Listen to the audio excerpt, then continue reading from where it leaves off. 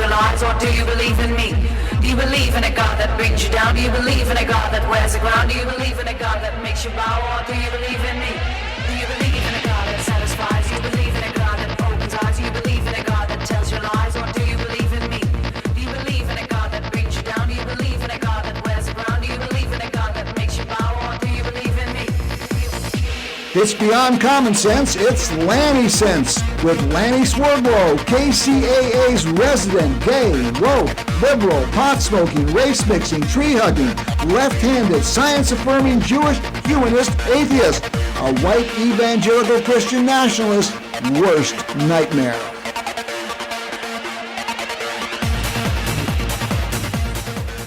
And welcome to Lanny Sense tonight, the wonderful show this has got to be even the worst of all the worst Christian nationalist nightmare tonight show, because we're going back to our roots. We're going to our cannabis roots, and we're going to be talking about the problems with Proposition 64 and what we can possibly do about it.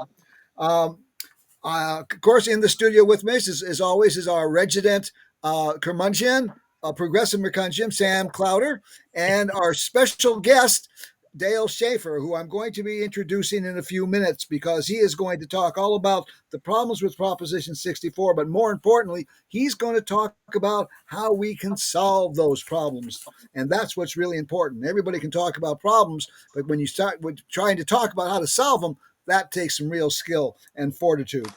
So let me tell you what's going on. We're going to be the Brownie Mary Democrats of California. We are a officially chartered organization of the California Democratic Party. We've been there since 2014. And we are going to be at the state convention next weekend in Anaheim, California. And Dale is going to present his proposed amendments to Proposition 64, which he's going to be discussing tonight. Now, California's cannabis legalization is on the verge of collapse. The Brownie Mary Democrats, we believe we have a solution. And that's what we're going to be talking about tonight. Now, in 2014, the Brownie Mary Democrats were successful in getting CalDem to include in their state party platform a call for legislators and Democrats to, quote, support the legalization, regulation, and taxation of marijuana in a manner similar to that of tobacco and alcohol, end quote. And that's really interesting, because back when we got the party to put it into their platform, supporting legalization of cannabis, and as far as I know, the California Democratic Party was the first major political party to actually endorse the legalization of cannabis. They said they wanted to see it legalized like tobacco and alcohol. But unfortunately, that isn't what happened. We're going to be going on about that too. BMD worked alongside other organizations and individuals for the passage of Proposition 64, but we always recognized that Proposition 64 wasn't written to be cannabis nirvana. It was written to pass. In the last 7 years, problems have arisen with the implementation of Proposition 64, resulting in a dysfunctional regulatory process, unfair and crippling taxation, a stranglehold by local governments over the normalization of cannabis accessibility, and the inability of policing agencies to rein in illegal cultivation, manufacture, and sales operations. There are approximately 8,500 cannabis businesses statewide. Many of them are teetering on the verge of bankruptcy. Well, while another 10,500 already are inactive or out of business due to unfairly high taxes and Byzantine regulations. The current situation allows illegal markets to thrive to the point that they dwarf the legal market. An estimated 2/3 of all cannabis sales are made illegally, significantly reducing tax revenues while allowing unscrupulous growers to circumvent environmental regulations and sell untested and potentially harmful products to anyone, anywhere, and at any time. 7 years after the passage of 64, a limited amount of legislation has been introduced to solve these problems, but it's proven to be cumbersome, time-consuming process, which more often than not fails to get enacted. The Brownie Mary Democrats have concluded that to rectify these problems that make legal access difficult, expensive, and oppressive, Only a significant revision of Proposition 64 can correct these problems and save the cannabis industry before it collapses. The authors of Proposition 64, wisely one might think, included a provision that almost never appears in any other voter approved initiative. They allow the legislature, rather than the vote of the people, to make amendments. It doesn't have to go before everybody in California. The legislature itself can amend Proposition 64. BMD has begun the process of amending Proposition 64 so that the good parts are left in, the bad parts are excised, and the new parts are written so the taxes are reasonable, regulations don't require businesses to hire lawyers in order to be compliant, and cannabis will be available throughout the state readily, reliably, safely, legally, and affordably. And that's what we're going to be talking tonight about. And we are so fortunate to have with us tonight the person who has drafted these amendments, Dale Schaefer. And I want to tell you a little bit about Dale. Dale is one of the unsung heroes of the cannabis movement here in California. Dale has practiced law in California since 1987, specializing in professional liability, contract disputes, and civil litigation. He has served as a litigator before juries, judges, and arbitration panels. Schaefer has also acted as a judge pro temp in California's court systems. But his major thing, he has been a tireless advocate for cannabis. In 1997, Schaefer's then wife, Dr. Molly Fry, was diagnosed with breast cancer. In 1999, they opened one of California's first medical cannabis recommendation clinics, providing patients with legal advice and medical marijuana recommendations under Proposition 215. This placed him in the forefront of the state's medical marijuana movement. In 2016, Schaefer spoke before the multiple political groups as an advocate for Proposition 64. In 2018, Schaefer successfully advocated for initiatives in El Dorado County that authorized cannabis businesses throughout the county. Now, the couple's involvement with medical cannabis attracted federal scrutiny. In 2001, their clinic and home was raided by the DEA. Schaefer and Fry were eventually arrested and convicted in federal court. Both served, get this, both served 60-month, that's 5-year, federal prison sentence for cannabis related charges. What were they doing? They helped cannabis patients get cannabis. This is what they served 5 years for. Unbelievable. Notably, the California State Bar reviewed Schaefer's case and determined there was no moral turpitude, allowing him to retain his license and continue practicing law. Federal DEA be damned. Political involvement has been part of his role too, and Paul Schaefer has been a visible figure in the cannabis legal reform. In 2002, Schaefer ran for district attorney of El Dorado County. Schaefer's campaign was not successful in part because the DEA raided his office and home after he announced his run for DA. Since entering the cannabis movement in 1999, his role has been one of advocacy and education, particularly around legal and public policy frameworks concerning cannabis. Okay, so there's a little background on Dale.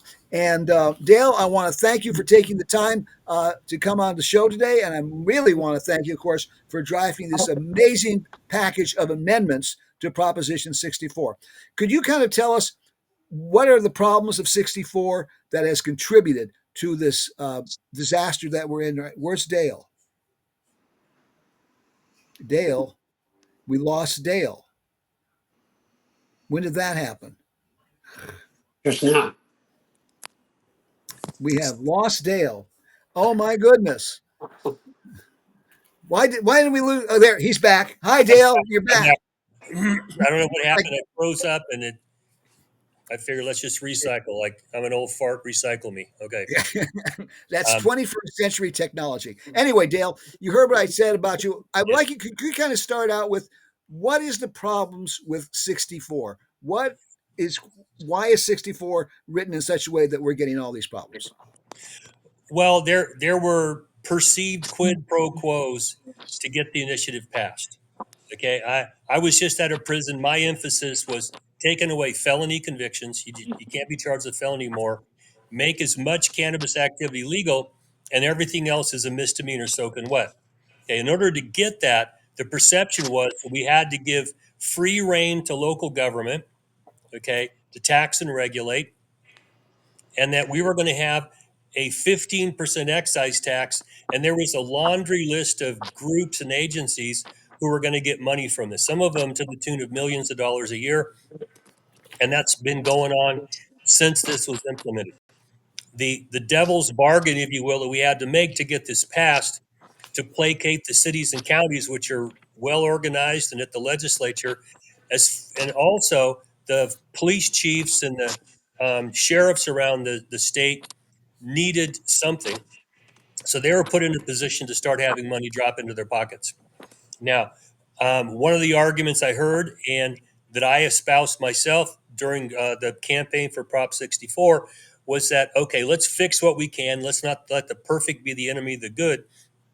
Let's get this moving. Colorado had already gone full legal. California was trying to be medical, but once this got passed, they all got pushed together in what we call Malcursa. And we thought, naively, that the legislature, with the ability, with a supermajority to change this, would step in and recognize that there's problems here. It's circling the drain. Before we lose it, let's do something. Okay. And we got it with the cultivation tax. If you remember, there was a cultivation tax and it was, substantial, um, especially as the cost of a pound dropped. The cost of the taxes was getting onerous. So they dropped it. Thought, okay, this might work.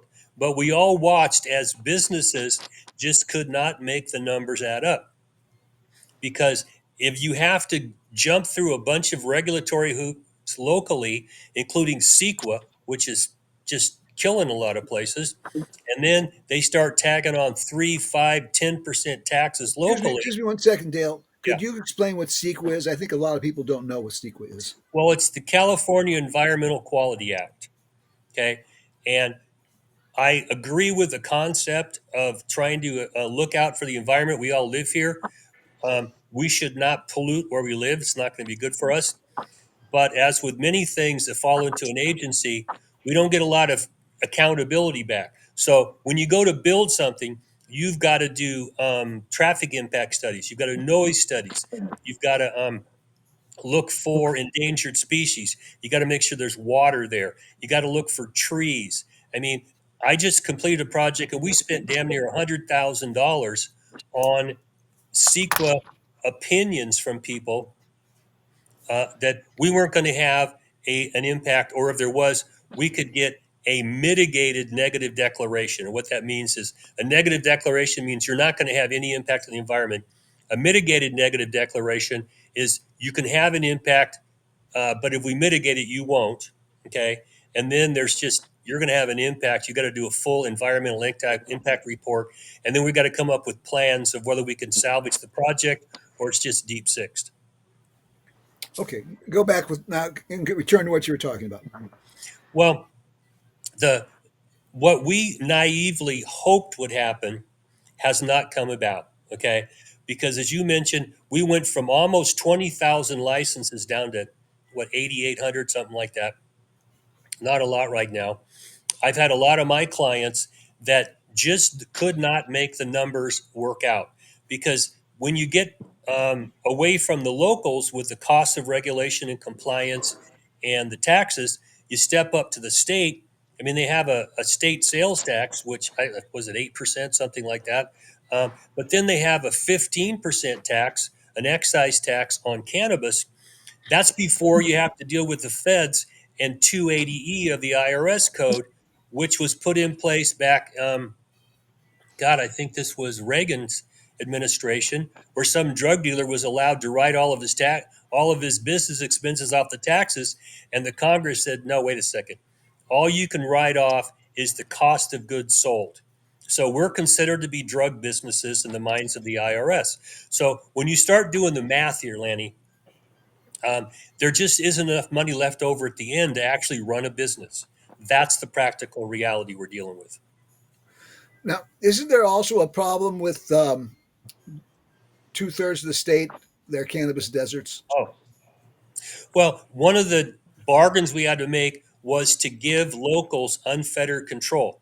Now, this goes back to our Constitution. Article 11, Section 7 does allow local jurisdictions to have control over local, what we call police powers, health, safety, and welfare powers. Okay, um, but if you make a law a general state law, then locals, as a general statement, don't get to change it. Okay, but if you give them the power to do whatever they want, now they're driving the train, and the majority of the state does not allow. They were given the right to prohibit.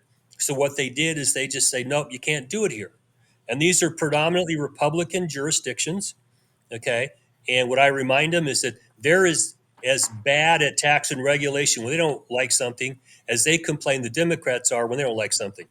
Because they just, if they have to do it, they will tax and regulate this out of existence.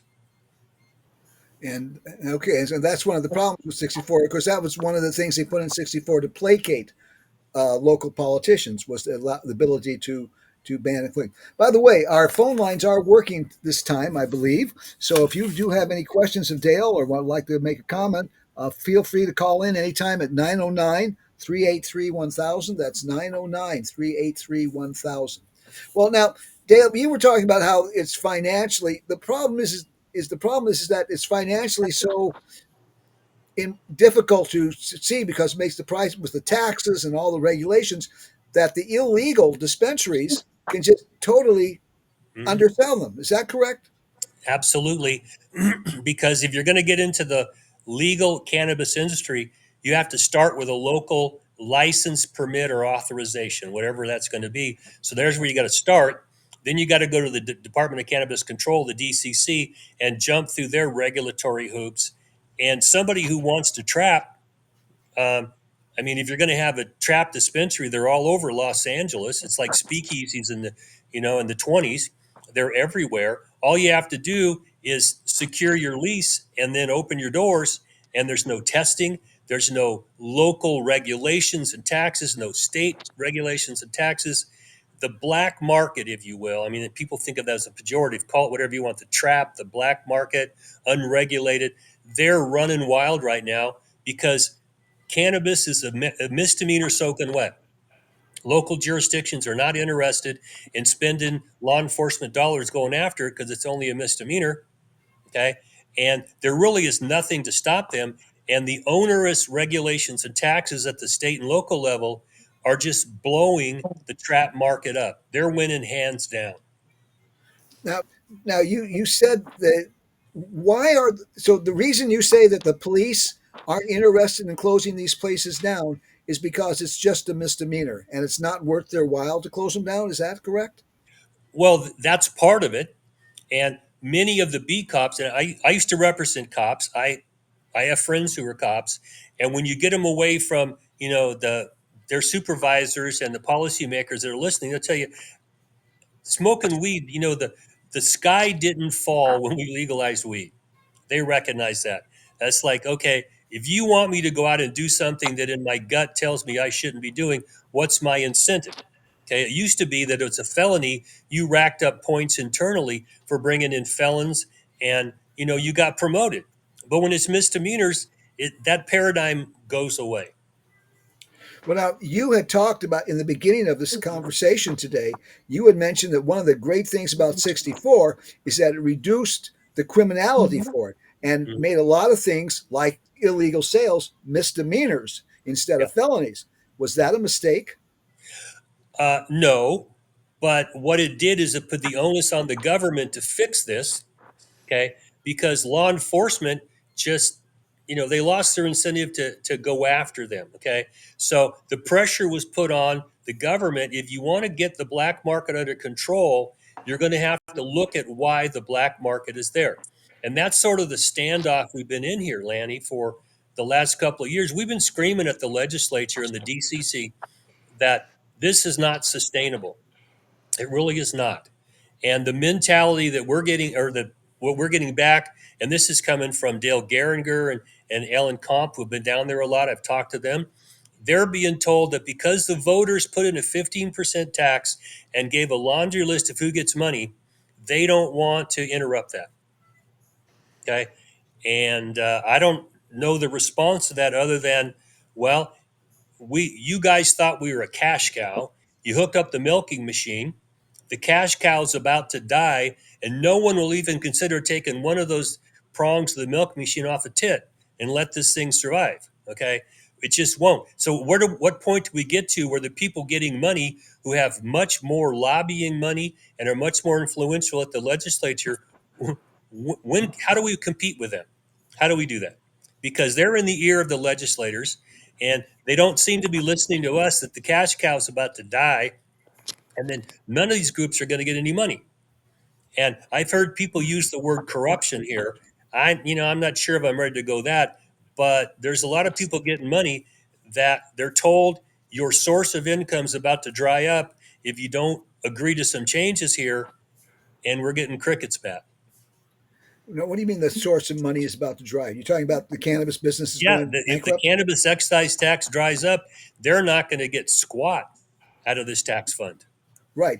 And what's happening, of course, is that fewer and fewer cannabis businesses are out there. So and the illegal businesses, of course, pay absolutely no taxes.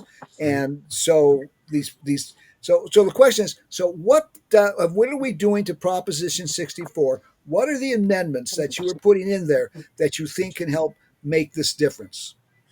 Well, there are several to the body of Prop 64, and there's one proposed constitutional amendment. The constitutional amendment is a different subject, but what I'm proposing is that we take away local jurisdictions' ability to prohibit, to make regulations, or even to impose a tax on cannabis other than a sales tax that's uniform across their jurisdiction for the retail sale of tangible personal property. In other words, if you walk into a store and buy a pack of gum and the tax is 3%, that's what it should be if you buy a package of cannabis in a cannabis store within a jurisdiction. It should be uniform. That's the only tax you get to impose. We take all the burden off of local jurisdictions to have to watch over this. Okay, it's going to all fall on the state. They do, however, retain the right to have zoning. Every jurisdiction has a map where they identify all the property in their jurisdiction and they zone it. Okay, they have the power to do that, and they have the power to work on hours of operations, things like that. Those are maintain local control. But if you set up local regulations that de facto prohibit, nah, those are illegal and they're going to be stricken. The locals have to get out of the way. And that's a So big pill for them to swallow, Lanny. yeah, you bet. Now, but essentially, you have taken your amendments take the 15% tax off the books. That's gone. Well, it reduces it to three. Three Okay. percent. Okay. And going back to your earlier statement where we want this to be more in line with alcohol, um, beer and wine is at 1%, roughly. Okay. Distilled spirits, the high end spirits are at 3%. So the number I picked was 3%. If you're going to, tax, high end Lafroig and, whatever other kind of single malt scotch you want, whatever, at 3%, how do you argue that cannabis should be taxed at more, especially when polling out there, excuse me, amongst the voters in our state is that they recognize cannabis is safer than alcohol. The sky didn't fall when we legalized it. There wasn't carnage on the highways. So why are we treating it like depleted uranium? We are not drug dealers. We're more akin to people who sell alcohol, and we should be treated that way. So the tax is 3%, but that's just part of the picture. We had several ways to fund this at the state level. There are licensing fees, and these licensing fees are as high as $300,000 a year for some of these businesses, and they're no way tied to what it costs to actually license them. It's a money making venture. Okay. And then at the state level, there are entities, and this is from, the Department of Finance, the Water Board, the DCC. There's a group of agencies that oversee the implementation, the auditing, and the enforcement of Prop 64 over these businesses. Now, they are paid out of the 15% tax that goes into what they call the Cannabis Tax Fund. Okay. What I'm proposing is that we have the licensing fees not be income generators. Okay. they pay for the licensing. And what the excise tax pays for is those necessary agencies, their operations are paid for by the excise tax only to the extent that they're not being paid for by the licensing fees. There's going to be some overlap there. Okay. Once we get beyond that, if you're a local jurisdiction and you want to go enforce cannabis criminal laws in your area, say people are running, illegal cultivation operations, manufacturing, whatever, and you decide to go after them, that tax fund will reimburse you for the cost to investigate and prosecute. Give them some incentive. If the misdemeanor is not enough, put some money back in local sheriff or police and the DAs in the community to go after them. Okay. So that's part of the grander scheme here that's going to reduce the cost of businesses. You take away the local regulations and taxes, and then the fees are only going to be as much as it costs to actually review an application and grant an initial license or renewal. Well, it seems like the police departments, the sheriffs, would be supportive of what you're saying. They'll be given the money to actually go out and do these things that need to be. They're not doing it now because it's No, not worth their while. But no. with what you're putting together, it would actually be worth their while to go out and go after these illegal cannabis businesses and cultivations and all this kind of stuff. Well, and the thought here, and we've talked about this, Lanny, is that if you remove all these barriers to getting a license to be in the cannabis industry legally, okay, and every nook and cranny of the state, someone can apply for a business license, go into a zone where these businesses are allowed, and then go to the state and say, we want to have a business here. We're going to have thousands and thousands of more businesses here in the state that are paying this tax. So we're going to reduce it from 15% on 8,800, and there's going to be tens of thousands of businesses paying 3%. But I think the numbers work out that you're going to actually get more in tax revenue when this thing's fully implemented than they're getting right now. Well, yeah, I mean, as the estimate is that 2/3 of all cannabis sales are illegal. They're Yeah. not paying a dime in taxes. Oh. And if the price of cannabis will come down, which it will come down if you Hmm. don't have all these absurd taxes and this kind of stuff on it, and you get regulations that you don't have to hire a team of lawyers in order to get your license and this kind of stuff, Yep. the cost is going to go way down, and the legal dispensaries will be competitive with the illegal, maybe be able to undersell them because I really believe that people who can grow legally can grow cannabis cheaper than the illegal ones because they can grow larger scale. Hmm. You're growing illegally, you're not going to have 100 acres of cannabis. But if you can grow illegally, you can have 100 acres of cannabis, and that'll Yes. bring your cost down. So the state will start recouping all this money that it's not making now because the sales are so many sales are illegal. Yes, they will. Now, this is not going to happen on day one. Just to make sure we're clear, that we're proposing that the 3% not be imposed until a year after this is implemented or signed by the governor, however it happens, to give whoever's getting money right now a fiscal year to be able to look at their books and understand you're not getting that money anymore as a guaranteed thing out of this tax fund. Okay, give you some time. They're going to scream and yell. We can hear them already. You're taking our money. No, no, we're not. But what we're doing is we're going to guarantee payment to those that oversee and help operate, implement, and enforce the different licenses. Okay. Now we're also going to offer reimbursement to locals to enforce. Now, if there isn't enough money, the local enforcement thing is not going to come out of the general fund. The others will come out of the general fund. But beyond that, what I'm proposing is that we prioritize where we spend money. And we need research into the efficacy of medical cannabis, okay? And we need research into drugs and substance abuse in general. We need education to the public, okay? So that's one of the first priorities. And the next priority is for treatment. Okay. I personally think that cannabis use disorder is a bit overblown because compared to methamphetamine and heroin and things like that, it's not even the same zip code. But treatment for cannabis abuse disorders, treatment for basically substance abuse disorders, okay, and then mental health treatment. Now, in the court systems, they are not funded well to provide treatment for mental health or for substance abuse.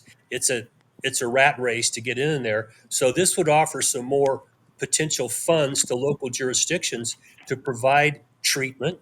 The research can go to the University of California, San Diego to look into the efficacy of cannabis. One of the big bugaboos out there, or hobgoblins, I guess, is people driving while stoned.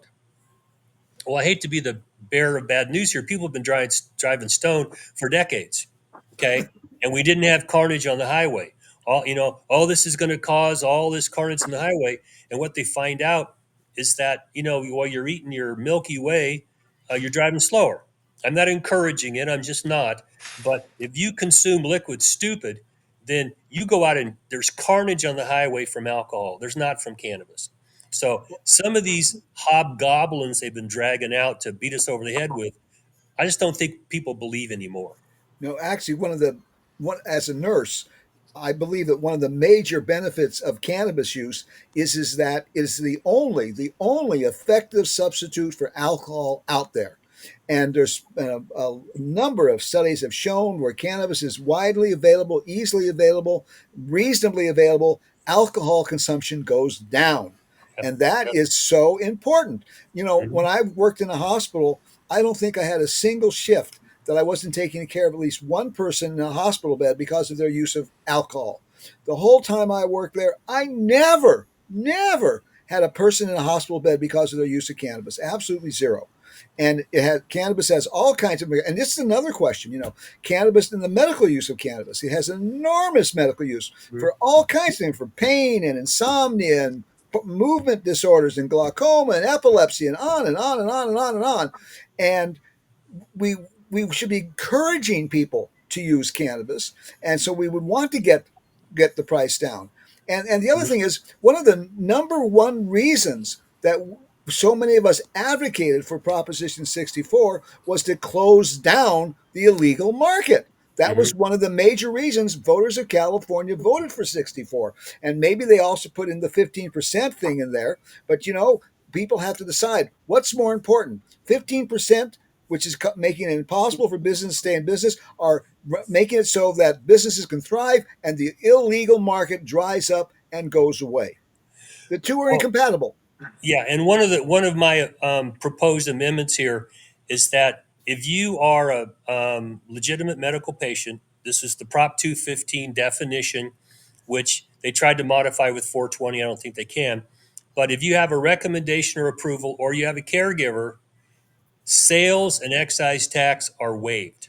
There are none.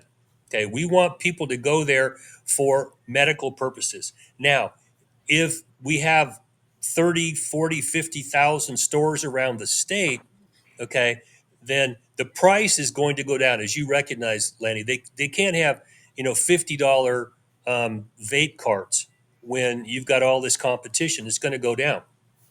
Okay. But for someone who's a legitimate patient, that extra tax could be important to them to get their medicine. If you want to go get high and you don't have enough in your pocket for a dime bag, play the violin for me. But if you got a seizure disorder, you got a kid with something like that, okay, or for like with me with Molly, when she went into chemo, oh my God, Lanny, she was taking AC times four, hair fell out, GI tract slough from the mouth to the anus. She couldn't eat, she puked all the time, and so I was constantly sticking, pot in her face to so that she could survive. Okay, if you're in a situation like that, getting your hands on this as a medicine is critical, and anything we can do to drop the price down, even slightly, and maybe encourage vendors that have a medical license, and we still need nonsense like that, but have a medical license to maybe give people some deals on this so that you can actually provide cannabis to them. Yeah, that's what's about so unique about this particular whole thing. It's because of the health benefits of cannabis, and you talk to the people who use it for those reasons, and they are absolutely the most convincing people you'll ever talk to about the health and medical benefits of cannabis. And so we've got to get the price down. I remember at meetings when we used to have the meetings before 216, 464 passed and stuff. I remember a guy coming into one of our meetings. He was a cancer patient, and he could not afford to buy any cannabis. Back then, and here's the thing, they talk about we lionize the people, the growers who were up in Humboldt and Trinity County and stuff, and we kind of make myths and stories out of them. And I don't think the problem is they were selling cannabis at $2,000 and $3,000 a pound, and the medical patients couldn't afford it.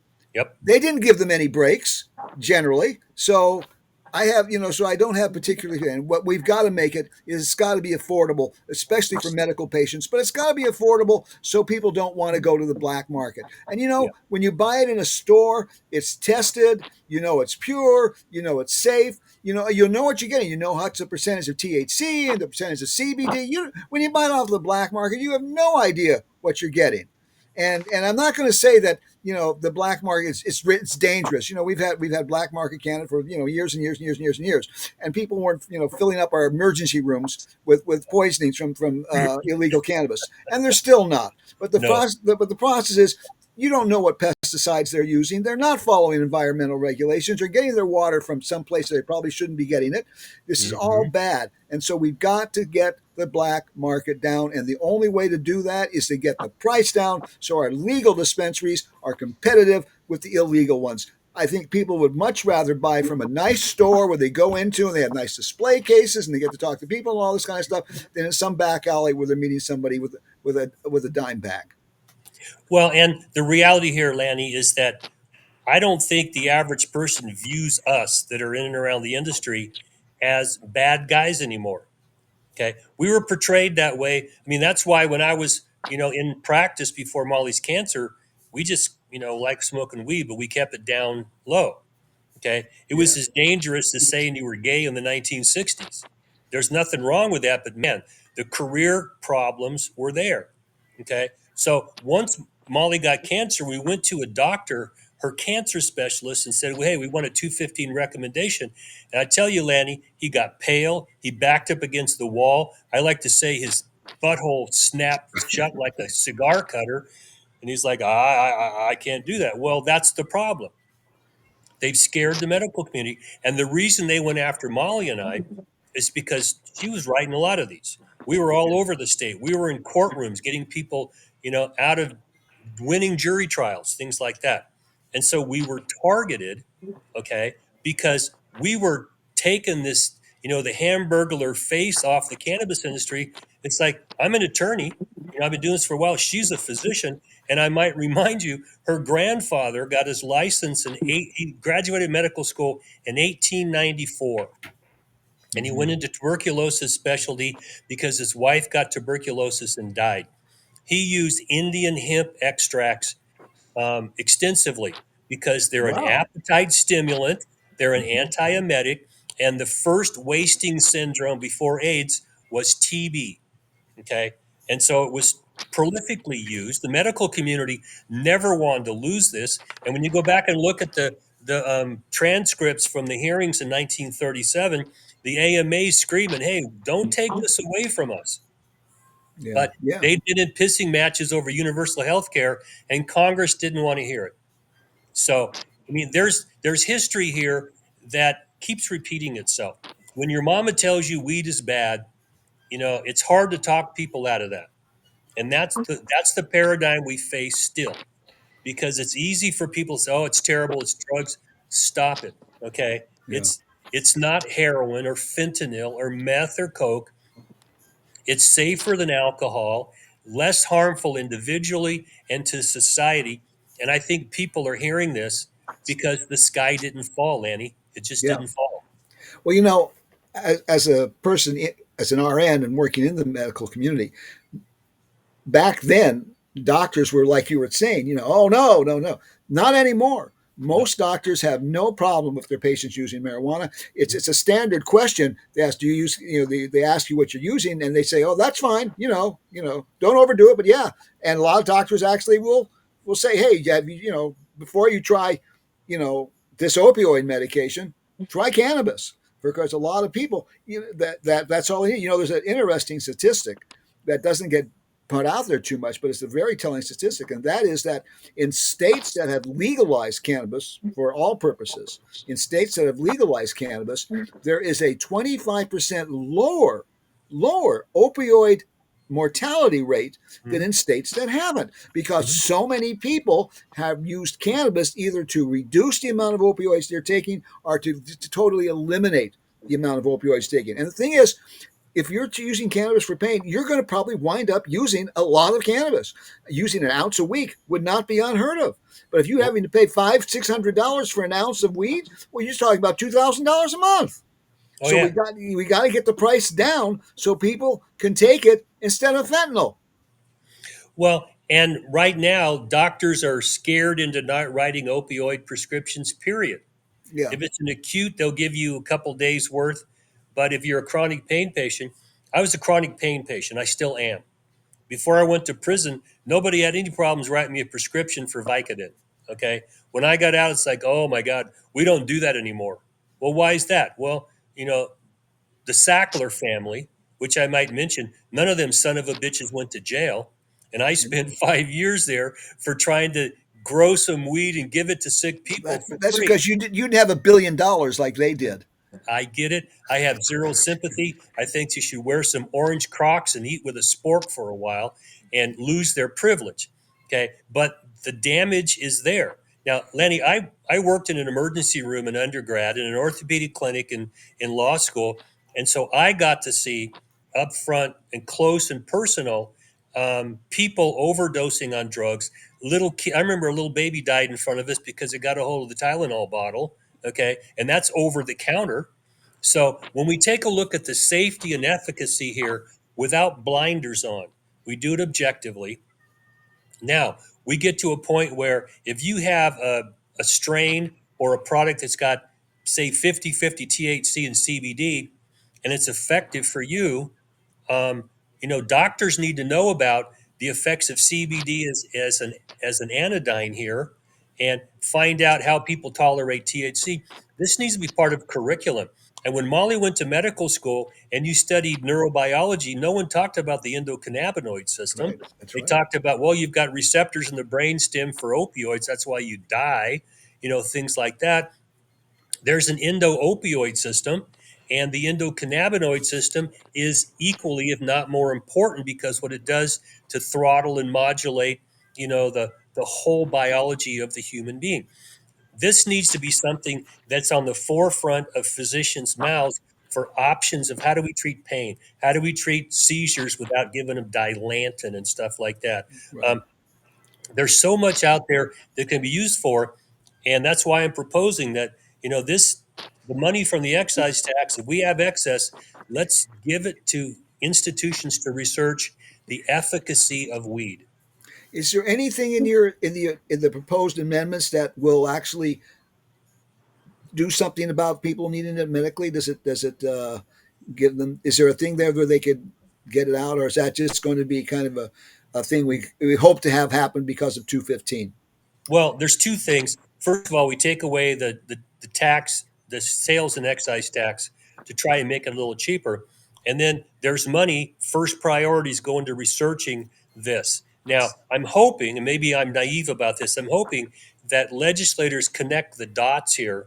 Okay. And then these can all be amended. I mean, you can amend the stuff if you find that you want to go further and reducing something, or trying to change something of this. But what I'm into, Lanny, is accountability. We have zero accountability for the money that's dumped into these funds.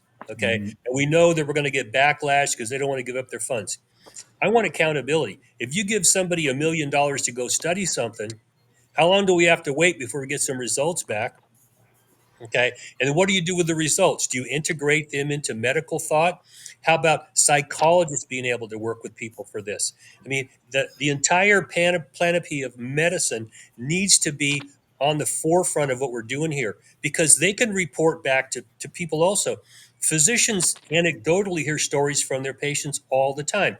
But in these days and times, it's got to be a double blinded study, or we don't care. Before that happened, a physician listened to their patient, gave them something, they reported back what it did. You go, okay, well, I'm going to do this again. That's how medicine worked. Now it's stifled, and it's way too much because of the pharmaceutical influences here. They want to patent this. And what I think they recognize is that a natural plant product you can't patent. So Right. sure as hell, they're going to take CBD and add, a little marker onto it and patent it or something if they're allowed to. But I don't think we should. This plant's been used. The Chinese first wrote about it. 2500 BC, something like that. That's right. Okay, And we're it using should be it. grandfathered in. You shouldn't have to Yeah. do any. You shouldn't have to do any research. Just like Mhm. there's all kinds of things that are medicines that you don't have to. Aspirin. It's been around so Yeah. long that it's just accepted. You don't have to have a double blind study anymore. Well, and then the stories you keep hearing are consistent. It isn't like somebody's pulling a red herring out somewhere. If you go Yeah. back and look at the Indian Hemp Commission in the 1890s, they went into insane asylums. They noticed that hash eaters, some of them were there with dissociative disorders and schizophrenia and things, but they didn't think it was enough to warrant trying to prohibit this stuff. Bounce forward, they went after Molly for telling somebody, oh, you can use cannabis, but do not stop taking your antipsychotic medication until you talk to your psychiatrist. We didn't do that. And they said, oh, cannabis causes schizophrenia. I said, hold the fort here. My father in law was in the National Health Service as a psychiatrist in the early 50s when they were putting together the DSM. And what are the criteria for diagnosing these conditions? And the percentage of the population with schizophrenia has not changed, but a lot more people smoke weed. So I argue with the psychiatrist about this: is show me here. There's no increase in schizophrenia, and a hell of a lot more people are using weed. Tell me what's the connection here, because I ain't getting it. It sounds like a logical fallacy to me, and they don't like to be confronted on that. It does not cause schizophrenia. It Yeah. may bring it out, it may treat early symptoms, but there's no evidence it causes it. But it's That's again, right. it's another one of those hobgoblins they roll out. Oh, if your kid smokes weed, he's going to be schizophrenic. Nonsense. Just stop it. Yeah. Well, we're going to be running out of time real quickly, and I want to bring up that if you'd like to meet Dale and talk with him this weekend in Anaheim at the Anaheim Convention Center, the California Democratic Party is holding their annual state convention. And anybody can go to the California Democratic Party convention. You can't go into the special sessions where you have to be a delegate, but for the exhibit hall and all the meetings and everything that's going on there, it's everybody can go. And Brownie Mary, we're going to have a special meeting there on Saturday, May 31st. We're going to be in room 262 BC 262 BC at 4:30 in the Anaheim Convention Center, and Dale's going to be there, and we're going to be doing our initial public release of the amendment package that Dale has drafted. We're going to be there. We're going to hope to talk with elected officials, state senators, assembly members, all kinds of local officials, and because we're going to take this, the idea is to get this package of amendments to the state legislature and get them to pass this initiative, these amendments. Once again, as I said, usually in most initiatives, it takes a vote of the people to change the initiative. But Proposition 64 was specifically written so that the legislature can do it on its own. Now, it does require a 2/3 majority. So it's not a simple majority. It'll be a little more difficult to get that 2/3 point. But I think we can do it. At least we're going to try. So if you have the time this weekend, if you've never been to a state Democratic convention, it should be on your bucket list. It really is something to see. It's the grassroots of political activism. This is where the people who are working in your local Democratic Central Committees, this is where everything begins. These are the people who are knocking on your doors for different candidates and stuff. So come on down and see it. They have an exhibit hall which you can go to where there's all kinds of candidates and businesses and all kinds of political organizations there. They have all kinds of caucus meetings that you can go to, everything from Native American to the Black to LGBT to progressive, all kinds of fascinating caucuses who are dealing with these kind of things, are members of the thing. They've got committee meetings, and and they have hospitality suites. Hospitality suites are the most fun from 10 a.m. to 10 p.m. to midnight every night. And these are sponsored things put on by organizations. They're great fun, and you get to meet lots and lots of people. So where is the Anaheim Convention Center? I'll give you the address. It's in Anaheim. It's at 800 West Catella Avenue. Of course, you can just Google it, and you can get where the address. 800 Across the West street Catella from Avenue. Disneyland. Yeah. That's the Across the easiest street, way yeah. to find it. It's very, very close to Disneyland. Across And the street from there, Disneyland. there's something about the Democratic Party being across the street from Disneyland. It kind of seems relevant. And the And California Adventure too, right? yeah, right. And everything starts around 9 in the morning. The real day to be there. I mean, it's Friday, Saturday, and Sunday, but the real day to be there is Saturday. Come on down. Get there by before noon, 12 noon, and you will have a really good time. And you can go up and talk to people. People are wanting to talk with you.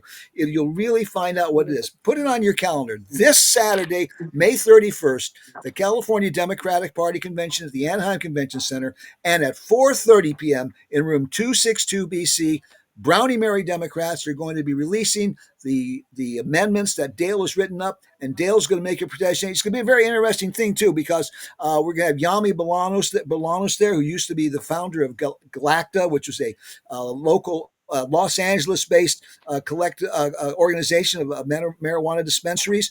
We're going to have Joseph Pinion there speaking. He is a head of a founder of a progressive political club, and he's going to be talking about what we have to do, step 1, steps 2, step 3, step 4, in order to get this before the legislature. It can be done, and you can become part of it. So, you can do it. You can always check out the Brownie Mary website too at BrownieMaryDemocrats.org, BrownieMaryDemocrats.org, and you can learn all about the organization there. But if you have the time to come on down to the Anaheim Convention Center, I can guarantee you will be glad you did. You will not regret the time you spent at the Democratic Convention this Saturday, May 31st. Come there at noon, and you'll be there till midnight, and you will have the time of life, and you'll be telling everybody around the water cooler what it is.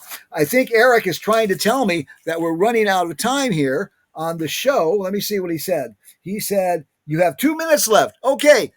Hey, Dale, anything else you want to say before we wrap the show up? Well, one of my proposals is an amendment to the Constitution. Now, that's a bit of a bigger deal. The legislature would have to pass it and put it out for vote. But it is to make it clear that cannabis is a statewide general law and that no local jurisdiction can touch it. Okay. You can't make it illegal, legal, anything like that. It's a state general law, and that any contradictory laws or amendments are hereby null and void. That's what the alcohol amendment says. If you look at Article 22, Section 23, that's alcohol. It was passed, I think, 1957. It says specifically that it's a statewide law. Locals can't mess with this. Okay. So what I'm proposing is we do the same thing: is make cannabis a statewide law. That's a little higher lift. We'll be talking to legislators about that if they want to do that. But the other parts are just going in and changing business and profession code sections, revenue and tax code sections. And I'm also proposing to take out cannabis or marijuana and synthetic cannabinoids from Schedule 1 of our Uniform Controlled Substances Act. Just get it out of there. It's no longer a drug like that, so stop treating it like it. Right. Let's treat cannabis like we treat alcohol. It's less dangerous, it's more useful, so it certainly shouldn't be treated more rigorously than alcohol. So that's where it is. Okay, well, we have run out of time. Eric is playing the music, the background. So thank you, people. Thank you, Dale. Thank you, Sam. Thank you for listening to the show today. Remember, KCA Radio is the station that leaves no listener behind, and Lanny Sense is the radio show that leaves no gender behind. Good night.